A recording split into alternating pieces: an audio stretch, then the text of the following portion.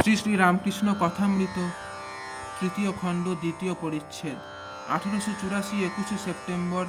ন্যাংটা বাবার শিক্ষা ঈশ্বর লাভের বিঘ্ন অষ্টসিদ্ধি। শ্রীরামকৃষ্ণ বলিতেছেন, সিদ্ধাই থাকা এক মহা গোল। ন্যাংটা আমায় শিখালে একজন সিদ্ধ সমুদ্রের ধারে বসে আছে, এমন সময় একটা ঝড় এলো।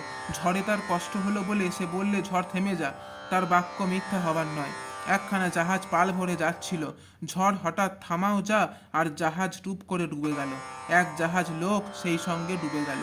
এখন এতগুলি লোক যাওয়াতে যে পাপ হলো সব ওর হলো। সেই পাপে সিদ্ধাইও গেল, আবার নরকও হলো।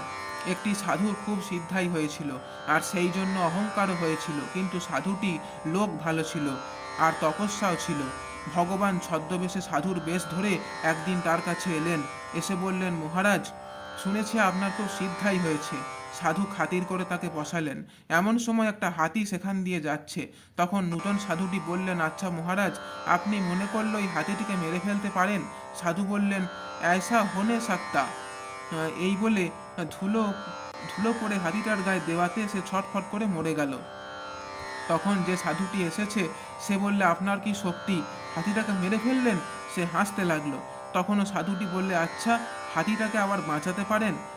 সে বললে, ও ভি হোনে সাকতা হ্যায়। এই বলে আবার যেই ধুলো পড়া দিলে অমনি হাতিটা ধর্মর করে উঠে পড়ল। তখন এ সাধুটি বললে, আপনার কি শক্তি, কিন্তু একটা কথা জিজ্ঞাসা করি, এই যে হাতি মারলেন আর হাতি বাঁচালেন, আপনার কি হলো?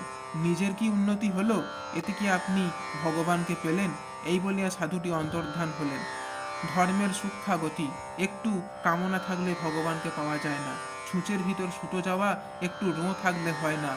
কৃষ্ণ অর্জুনকে বলেছিলেন, ভাই, আমাকে যদি লাভ করতে চাও তাহলে অষ্টসিদ্ধির একটা সিদ্ধি থাকলেও হবে না। কি জানো?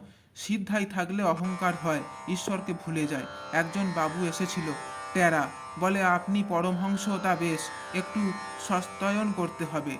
কি হীন বুদ্ধি! পরমহংস আবার সস্তায়ন করতে হবে? সস্তায়ন করে ভালো করা সিদ্ধাই।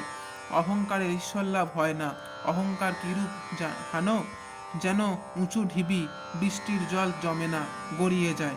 নিচু জমিতে জল জমে আর অঙ্কুর হয়, তারপর গাছ হয়, তারপর ফল হয়। হাজরাকে তাই বলি, আমি বুঝেছি, আর সব বোকা। এ বুদ্ধি করো না। সকলকে ভালোবাসতে হয়। কেউ পর নয়, সর্বভূতেই সেই হরিই আছেন, তিনি ছাড়া কিছুই নাই। প্রহ্লাদকে ঠাকুর বললেন, তুমি বর নাও। প্রহ্লাদ বললেন, আপনার দর্শন পেয়েছি, আমার আর কিছু দরকার নাই। ঠাকুর ছাড়লেন না। তখন প্রহ্লাদ বললেন, যদি বর দেবে তখন এই বর দাও যে আমায় যারা কষ্ট দিয়েছে তাদের অপরাধ না হয়। এর মানে এই যে হরি একরূপে কষ্ট দিলেন, সেই লোকেদের কষ্ট দিলে হরির কষ্ট হয়। জয় ঠাকুর মশাই।